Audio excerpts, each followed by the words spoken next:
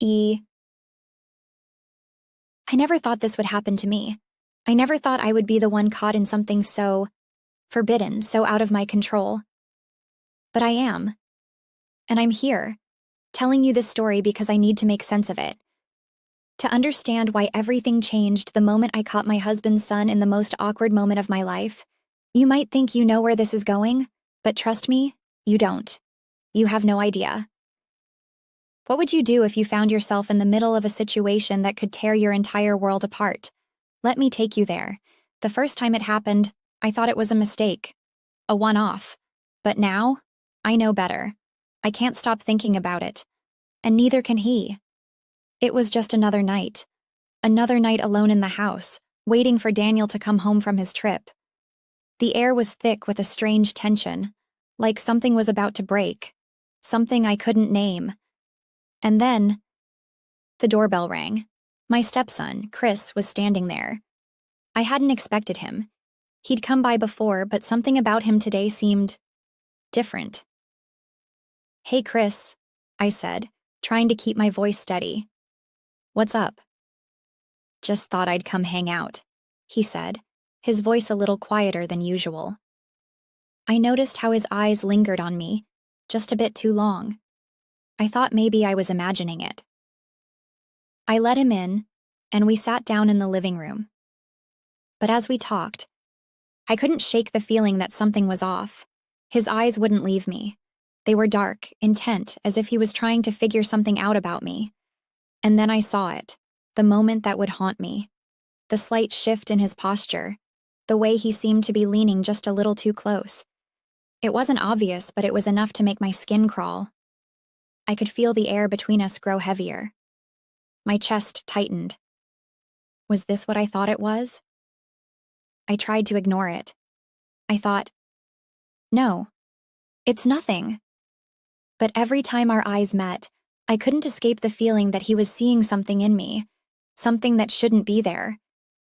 And before I knew it, my own thoughts betrayed me. I was starting to notice him differently too. Why was I feeling this way? He was my husband's son. This was wrong.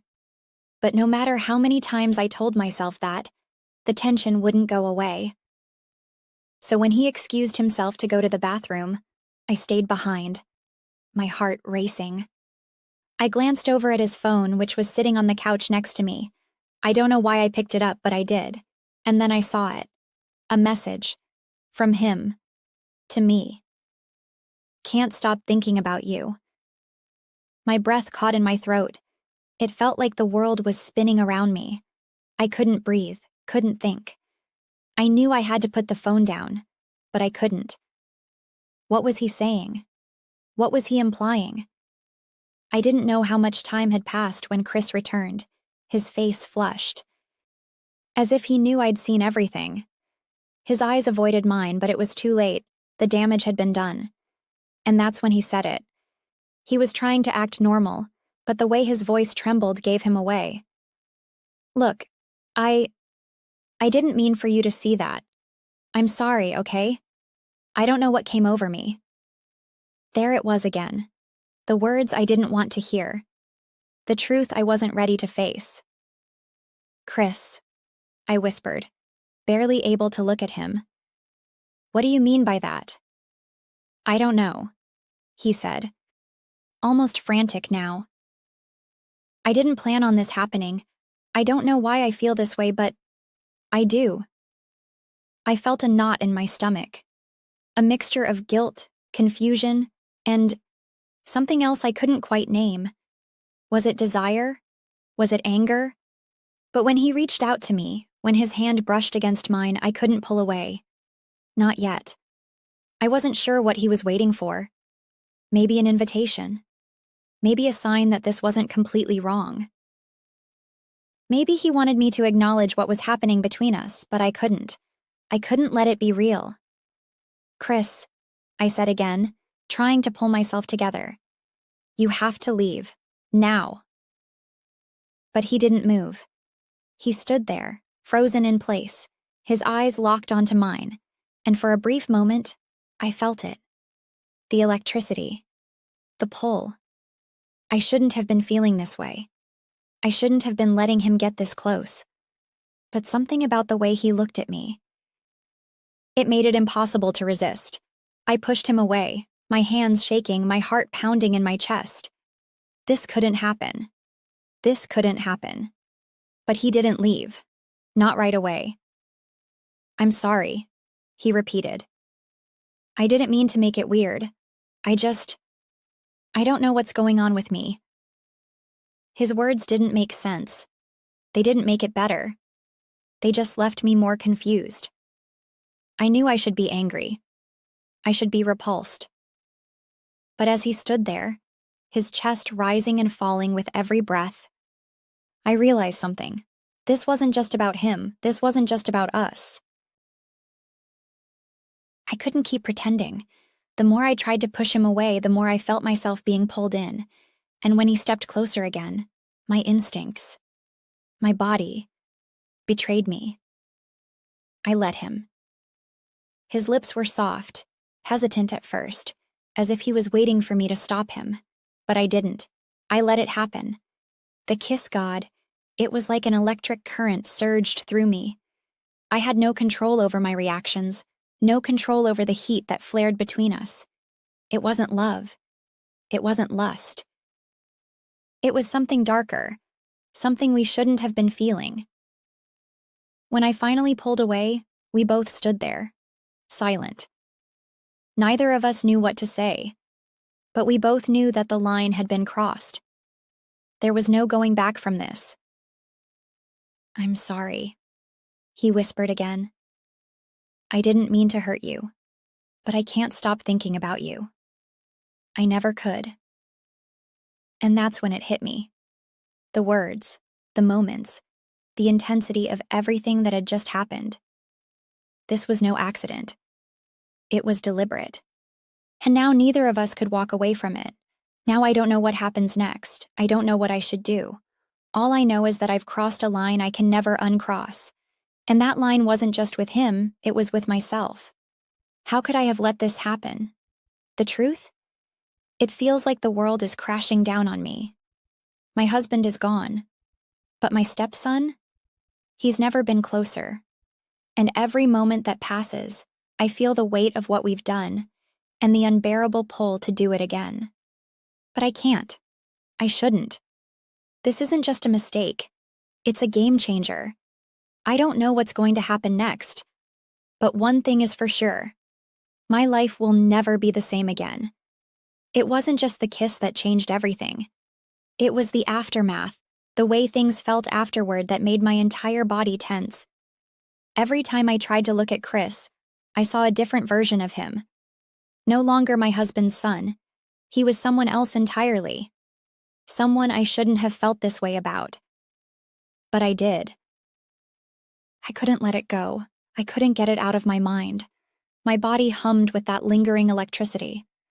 The touch of his lips was still there, and every time I closed my eyes, I saw the way his hands gently cupped my face as he pulled me in closer.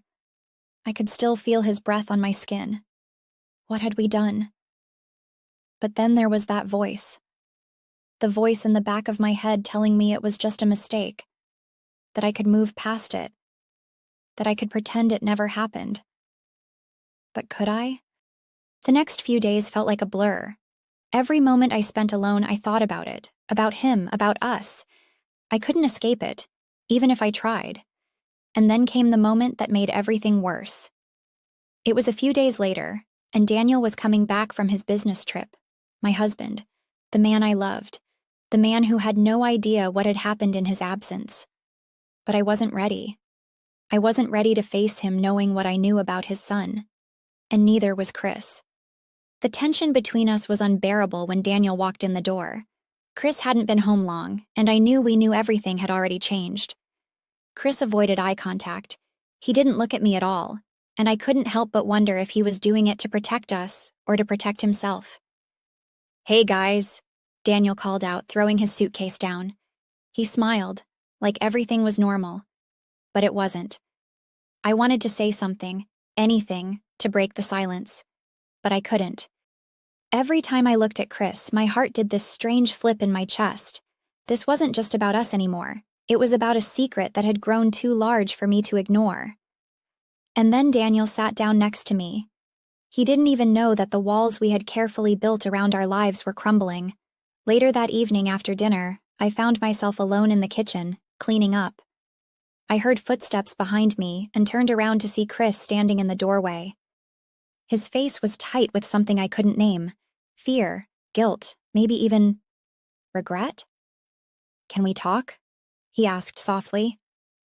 I couldn't say no, but I didn't want to go down this path again. Still, I nodded, motioning for him to follow me into the other room. We were alone. It was quiet. Too quiet. And then he said the words that nearly made my heart stop. "I need to tell you something." His voice cracked, and my stomach flipped over. What was he about to say? Had he realized that we couldn't go back? "I can't stop thinking about you," he whispered. The confession hung in the air between us like a cloud. His words felt like a weight in my chest, a burden I didn't know how to carry. But what was I supposed to do? There was a moment of silence, a long, unbearable pause where neither of us moved. "I shouldn't feel this way," he continued. "But I do." I wasn't ready for this. I wasn't prepared for him to admit the truth out loud, for him to open the door that neither of us should have even approached. But there was no denying it now.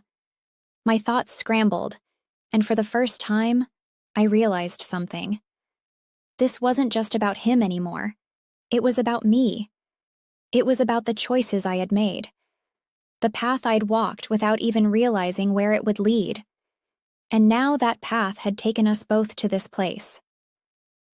"I don't know what to say," I said, trying to steady my voice.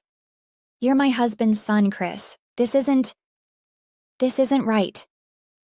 But even as the words left my lips, I knew they were hollow. They meant nothing. Because deep down, I didn't want it to be wrong. I didn't want to push him away.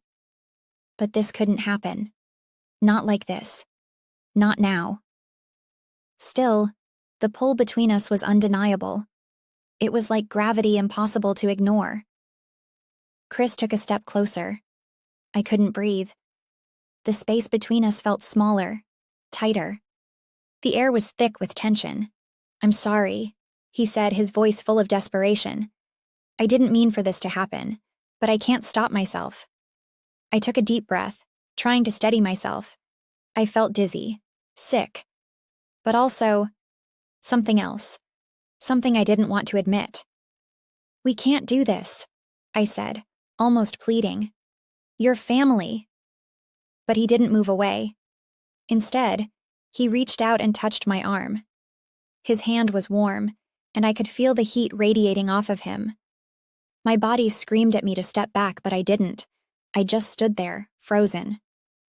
"What if you want it too?" he asked, his voice low, almost like a challenge. I didn't have an answer. The words hung in the air like a dare. A challenge I wasn't sure I was ready to accept. My heart raced. I knew I was standing on the edge of something I couldn't take back. Was this a test? Or was it something more? I knew it was wrong. I knew the consequences. I knew everything that could unravel if we crossed that line again. But in that moment, I couldn't bring myself to walk away. We were trapped in this web, and the more I tried to break free, the tighter the threads seemed to pull. "I can't keep doing this," I whispered almost to myself. But even as I said it, I knew it was a lie.